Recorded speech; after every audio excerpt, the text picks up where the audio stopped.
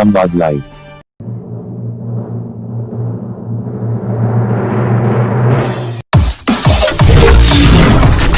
संवाद लाइव।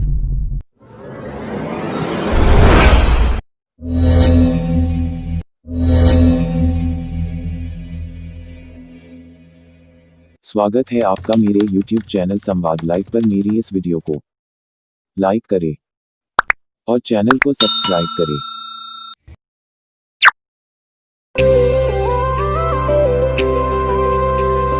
चौक की लिखावट से, रंगों की बनावट से सपने सजाएंगे हम, स्याही और किताबों से, कोरे कोरे पन्नों से सपने सजाएंगे हम।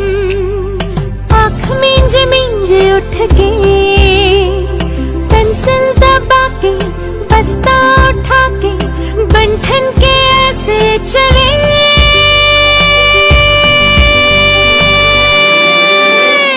स्कूल चले, स्कूल चले, स्कूल चले हम, स्कूल चले, स्कूल चले, स्कूल चले, स्कूल चले हम, स्कूल चले, स्कूल चले, स्कूल चले, स्कूल चले हम, स्कूल चले, स्कूल चले, स्कूल चले, स्कूल चले हम, स्कूल चले। नमस्कार दोस्तों, हिंदी भाषा के अंग व्याकरण में अलंकार ये भाग विद्यार्थियों के लिए लाभप्रद सिद्ध होगा। तो आइए शुरू करते हैं।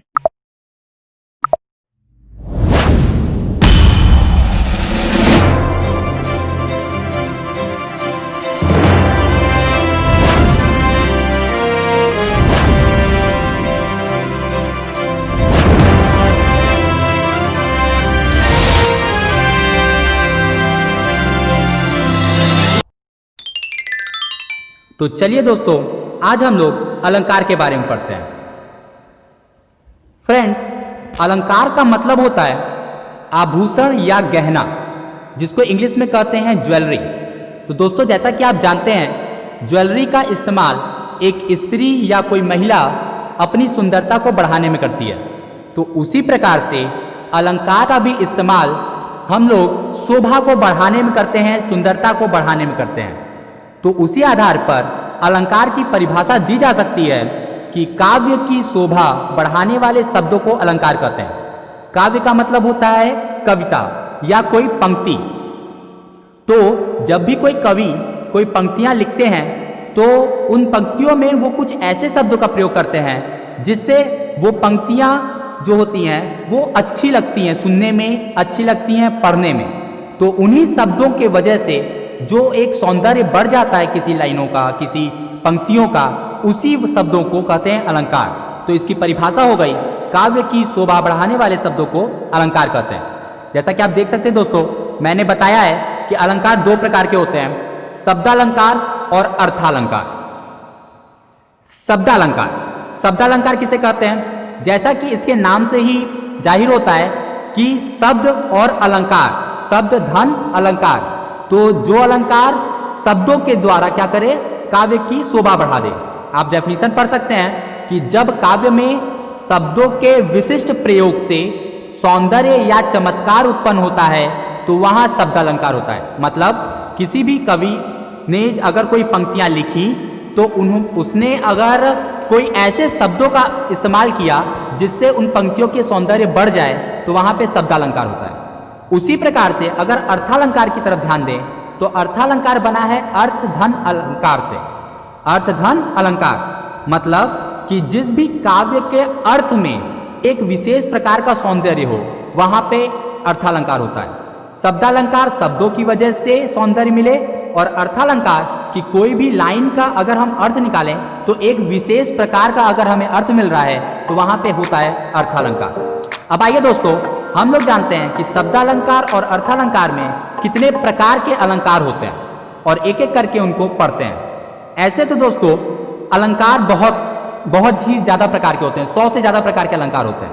लेकिन आपके एग्जाम में, कोई बोर्ड एग्जाम हो या कोई कंपटीशन का एग्जाम हो जिसमें हिंदी आता है, वहां पे कुछ महत्वपूर्ण अलंकार ही पूछे जाते हैं। तो वो महत्वपूर्ण अलंकार आज मैं आपको बताता हूं क्या होता है। तो जैसे आप यहां देख सकते हैं, शब्दालंकार में मैंने 3 प्रकार लिखा है, अनुप्रास अलंकार, यमक अलंकार और श्लेष अलंकार। उसी प्रकार से अर्थालंकार में मैंने 8 महत्वपूर्ण अलंकार लिखे हुए हैं। उपमा अलंकार, रूपक अलंकार, अतिशयोक्ति अलंकार, उत्प्रेक्षा अलंकार, पुनरुक्ति अलंकार, मानवीकरण अलंकार, अन्योक्ति अलंकार और संदेह अलंकार। तो आइए दोस्तों, अब एक एक करके सभी अलंकार के बारे में पढ़ते हैं। सबसे पहले है अनुप्रास अलंकार। क्या होता है अनुप्रास अलंकार? जब एक ही वर्ण का मतलब अक्षर, अल्फाबेट, तो जब एक ही अल्फाबेट, एक ही अक्षर किसी काव्य में, किसी लाइन में, किसी पंक्ति में बार बार आए, तो वहां पे क्या होता है? अनुप्रास अलंकार। जब एक ही अक्षर बार बार आता है तो वहां पे क्या होता है? अनुप्रास अलंकार। जैसे उदाहरण में आप देख सकते हैं, तरणी तनुजा तट टमाल तरुवर बहु छाय। तरणी तनुजा तट तमाल तरुवर बहु छाय। यहां पे आप देख सकते हैं कि जो त अल्फाबेट है, त वर्ण, इसकी आवृत्ति बार बार हो रही है, ये बार बार आ रहा है, ठीक है। तो यहां पे आपका क्या होगा? अनुप्रास अलंकार। ऐसे ही आप बहुत सारे एग्जाम्पल बना सकते हैं। जैसे हम लोग खेलने के लिए कुछ ऐसे वर्ड्स यूज करते हैं, जैसे खड़क सिंह के खड़कने से खड़कती हैं खिड़कियां, तो खिड़कियों के खड़कने से खड़कता है खड़क सिंह। इस प्रकार के हम लोग अक्सर सेंटेंस होते हैं जिनको हम लोग बोलते हैं, ठीक है। तो आप यहां देख सकते हैं ख वर्ड बार बार ख अल्फाबेट बार बार आ रहा था, तो यहां पे क्या होगा? अनुप्रास अलंकार। तो किसी भी पंक्ति में अगर एक ही वर्ण बार बार आता है तो वहां पे क्या होता है? अनुप्रास अलंकार। दूसरा है यमक अलंकार। ये क्या होता है? तो जैसा कि आप डेफिनेशन पढ़ सकते हैं, जब एक ही शब्द 2 या 2 से अधिक बार आए और हर बार उनका अर्थ अलग अलग हो तो वहां पे यमक अलंकार होता है, ठीक है। मतलब कि एक शब्द कई बार आए, ठीक, और हर बार उनका अर्थ क्या हो? अलग हो, तो यमक अलंकार होगा। एग्जाम्पल से समझते हैं। यहाँ पे एग्जाम्पल आप देख सकते हैं, लिखा है कनक कनक ते सौगुनी मादकता अधिकाय या खाए बौराए जग वा पाए बौराए।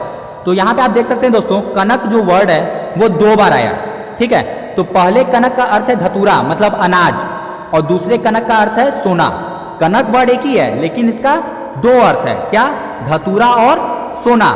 तो इसका अर्थ यही है कि अगर किसी इंसान को अधिक मात्रा में अनाज या सोना मिल जाता है तो वो इंसान बौरा जाता है, ठीक है। तो इस प्रकार से यहाँ पे कनक जो वर्ड है वो है तो एक ही, लेकिन उसके 2 बार आया है और दोनों बार उसके अर्थ अलग हैं, तो यहाँ पे यमक अलंकार होगा। तीसरा है आपका श्लेष अलंकार। तो इसमें है कि जब कोई शब्द एक ही बार प्रयोग हो लेकिन उसके एक से ज्यादा अर्थ हो, मतलब किसी भी काव्य में एक शब्द के कई सारे अर्थ निकलें तो वहां पर होता है श्लेष अलंकार।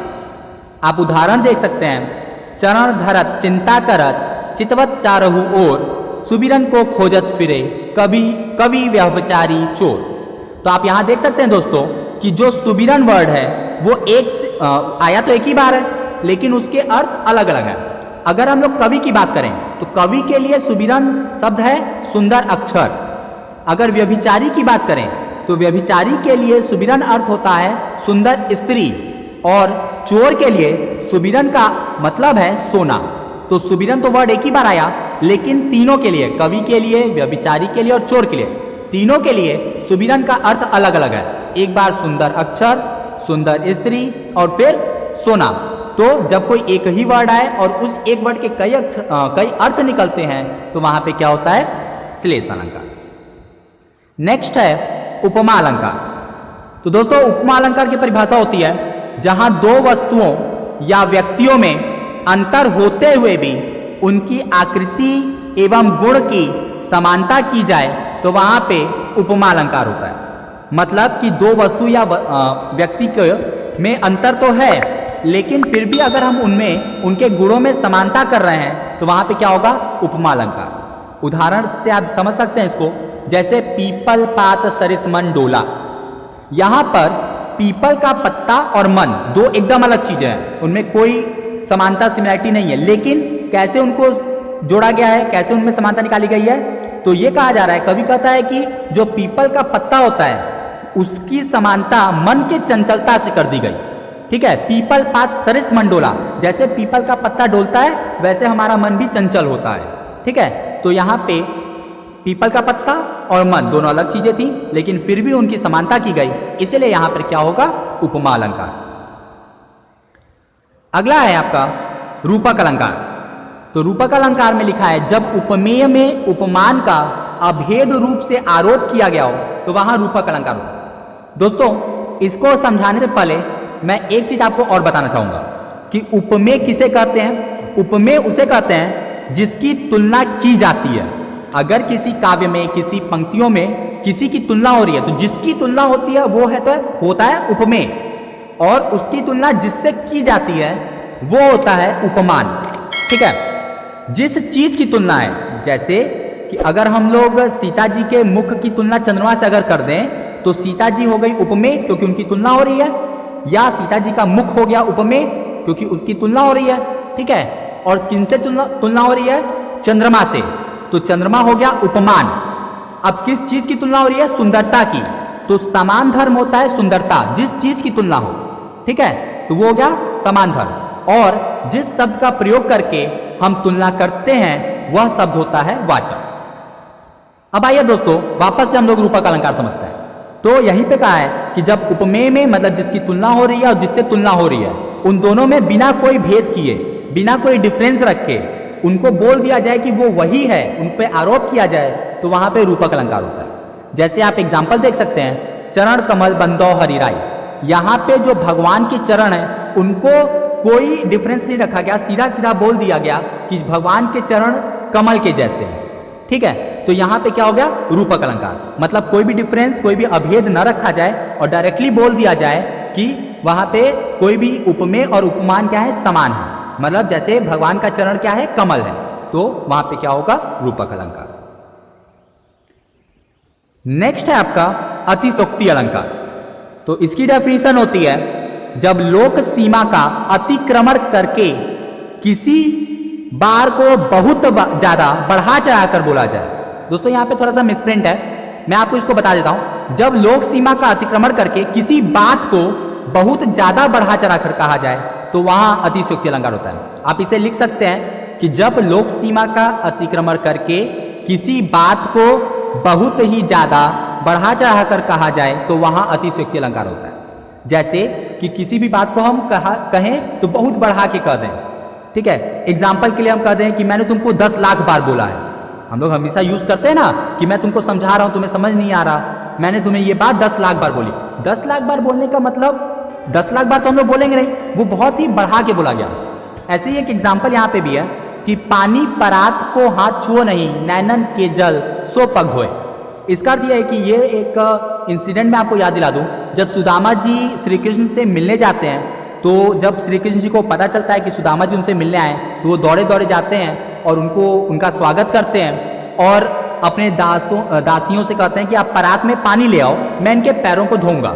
तो वहां पे फिर वो क्या करते हैं, उस परात के पानी से उनके पैरों को, उनके चरणों को धोते हैं। अब कवि ने क्या कहा, कवि ने इसको बहुत बढ़ा के कहा क्या कि श्री कृष्ण ने पानी जो है, परात में जो पानी था उसको नहीं छुआ, अपने आंसुओं से, वो इतने खुश थे कि उनके आंसू बह रहे थे, अपने आंसुओं से उन्होंने उनके पैर को धोए। मतलब वो इतना ज्यादा खुश थे, इतना ज्यादा रो रहे थे कि उनके आंसुओं से ही उनके पैर धुल गए, जबकि ऐसा होता नहीं है, ऐसा हुआ नहीं था। ठीक है, तो ये कवि की एक कल्पना है जिसमें कवि ने बहुत ही बढ़ाकर बातों को कहा है।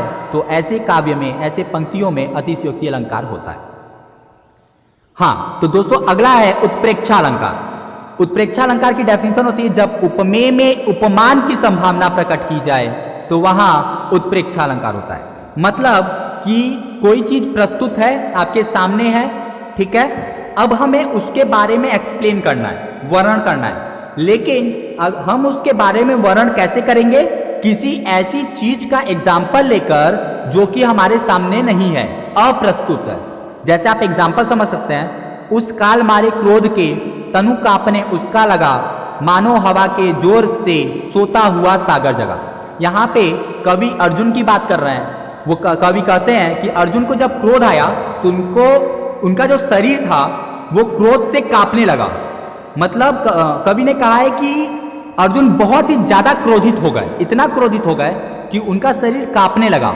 उन्होंने तुलना ऐसा की है कि ऐसा कहा जा सकता है कि हवा का जोर आया, हवा बहुत तेज चली और समुद्र की बहुत बड़ी बड़ी लहरें उत्पन्न होने लगी, बहुत बड़ी बड़ी लहरें उठने लगी। तो श्री कृष्ण अर्जुन जो है वो प्रस्तुत हैं, सामने हैं, उनके क्रोध की बात की जा रही है। लेकिन उनको एक्सप्लेन करने के लिए हम लोगों ने क्या किया, एक एग्जाम्पल लिया सागर का, कि सागर की जो लहरें हैं वो जब हवा बहुत तेज आई, वो लहरें बहुत ऊपर उठी, तो उससे उनकी समानता की गई है कि उनका क्रोध भी इसी प्रकार से विशाल था। ठीक है दोस्तों, तो आपको समझ में आ गया होगा ये। इसमें मैंने एक नोट लिखा है कि अगर किसी भी पंक्ति में ये वर्ड आ जाए, ये कौन कौन से वर्ड्स हैं, मानो, मनु, मनहु, जानो, जनु, जनहु इत्यादि, इस प्रकार के अगर वर्ड्स आते हैं तो वहां पर आप बिना सोचे उत्प्रेक्षा अलंकार कह सकते हैं, क्योंकि इन वर्ड्स का यही मतलब होता है कि सामने कोई प्रस्तुत नहीं है और हम मान सकते हैं कि किसी चीज का एग्जाम्पल लेकर उनको वर्णित किया जा रहा है। ठीक है दोस्तों, चलिए नेक्स्ट देखते हैं। नेक्स्ट है पुनरुक्ति अलंकार। पुनरुक्ति अलंकार क्या होता है? जब एक ही शब्द एक से अधिक बार आए और प्रत्येक बार उनके अर्थ भी समान हो तो वहां पे क्या होता है, पुनरुक्ति अलंकार। जैसे आप एग्जाम्पल में देखिए, ज्यादा आपको समझ में आएगा कि पुनः पुनः कहत कौन है माता, कौन है तेरे तात। यहां पे देखिए तो पुनः शब्द 2 बार आया, ठीक है, और दोनों बार पुनः शब्द का अर्थ एक ही है कि फिर से, बार बार कोई कहता है माता से, ठीक है, तो एक ही शब्द 2 बार आए, दोनों बार उसका अर्थ वही रहे, तो वहां पे क्या होता है, पुनरुक्ति अलंकार। नेक्स्ट है दोस्तों मानवीकरण अलंकार। मानवीकरण अलंकार क्या होता है? देखिए, एक है नॉन लिविंग थिंग, बेजान वस्तु, एक है लिविंग थिंग जिनमें जान है, सजीव और निर्जीव। ठीक है, तो जब किसी निर्जीव का किसी सजीव से तुलना कर दी जाए, उनसे समानता कर दी जाए, तो वहां पे होता है मानवीकरण। जैसे कि आप एग्जाम्पल देख सकते हैं, आए बसंत महन, यहां पे क्या है कि महंत मतलब एक साधु जो है वो सजीव है, जिंदा है, जीवधारी है। ठीक है, उनको तुलना किया गया है, बोला गया कि जो महंत हैं, जो साधु हैं, जब वो आते हैं तो ऐसा लगता है कि जैसे बसंत ऋतु आ गई। बसंत ऋतु क्या है? एक बेजान चीज जिसमें कोई जान नहीं है। तो जब एक सजीव लिविंग थिंग के तुलना या समानता की जाए किसी नॉन लिविंग थिंग से, तो वहां पे होता है मानवीकरण अलंकार। यहां पर साधु को कहा गया है, साधु के आगमन, साधु के आने को बसंत ऋतु से तुलना की गई है, उनसे समानता दिखाई गई है, तो वहां पे क्या होगा, मानवीकरण अलंकार। नेक्स्ट है दोस्तों अन्योक्ति अलंकार। यह है कि जब काव्य में किसी अन्य के माध्यम से किसी को कोई बात कही जाए तो वहां अन्योक्ति अलंकार होता है। इसको साधारण शब्दों में ऐसे समझ सकते हैं कि हमें कोई बात कहनी है या किसी कवि ने कोई पंक्ति लिखी, उस पंक्ति का अर्थ कुछ और है, लेकिन जिन शब्दों का प्रयोग किया गया है वो कुछ और दर्शाता है। मतलब किसी और के माध्यम से कुछ और कह देना, किसी और के माध्यम से किसी और को कुछ और कह देना। ठीक है, इस प्रकार की जब चीजें की जाती हैं पंक्तियों में तो वहां पे होता है अन्योक्ति अलंकार। जैसे आप एग्जाम्पल से बहुत बेहतर समझ सकते हैं, मैंने एग्जाम्पल लिखा है, माली आवत देखकर कलियां करी पुकार, फूले फूले चुन लिए काली हमारी बात। इसका मतलब ये दोस्तों, माली यहाँ पे मृत्यु, मौत को कहा गया है। ये कहा जाता है कि जैसे माली आते हैं गार्डन में या बगीचे में आते हैं, सारी कलियों को तोड़ लेते हैं, मतलब फूलों का क्या हो जाता है, फूल मर जाते हैं क्योंकि उनको तोड़ लिया जाता है ना। तो जैसे माली एक फूल को तोड़ लेता है, वैसे ही जो मृत्यु है वो हर एक इंसान को आनी ही आनी है और कल हमारी भी बारी आएगी ही आएगी। तो यहाँ पे जो माली शब्द है, वो माली मतलब तो क्या होता है, वो जो गार्डनर होते हैं ना, लेकिन यहाँ पे माली कवि किसके लिए यूज कर रहा है, मृत्यु के लिए, मौत के लिए। तो इनडायरेक्टली कवि ने यहाँ पर माली शब्द का प्रयोग जो किया है, किसके लिए किया है, मृत्यु के लिए। तो ऐसे अगर प्रयोग किए जाते हैं कभी पंक्तियों में तो वहां पे अन्योक्ति अलंकार होता है। लास्ट है फ्रेंड्स संदेह अलंकार। दोस्तों संदेह अलंकार क्या होता है कि जैसे हम कोई पंक्ति पढ़े और पंक्ति पढ़ने के बाद हम उसको एक्सप्लेन न कर पाए, ठीक है, निश्चय ही ना हो पाए कि क्या हो रहा है, तो वहां पर ऐसे पंक्तियों में क्या होता है, संदेह अलंकार होता है। जैसे एग्जाम्पल, साड़ी बीच नारी है कि नारी बीच साड़ी है कि साड़ी ही की नारी है, कि नारी ही की साड़ी है। यहाँ पे दोस्तों सारी और नारी इन दोनों में इतना संदेह है कि आप इसको वर्णित नहीं कर सकते कि सारी है कि नारी है, सॉरी नारी है। सारी और नारी में वर्णन करना थोड़ा सा यहाँ पे कठिन है, निश्चय नहीं हो पा रहा, ठीक है। तो यहाँ पे क्या होगा, संदेह अलंकार, क्योंकि यहाँ पे संदेह बना हुआ है। तो यही थे दोस्तों मुख्य अलंकार।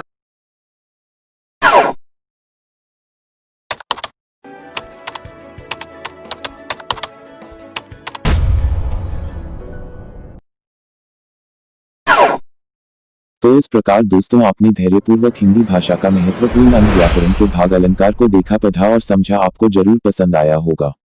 हिंदी भाषा की व्याकरण के अन्य भाग को हम अपनी आगामी वीडियो में पढ़ेंगे और उनकी उदाहरण सहित व्याख्या भी करेंगे।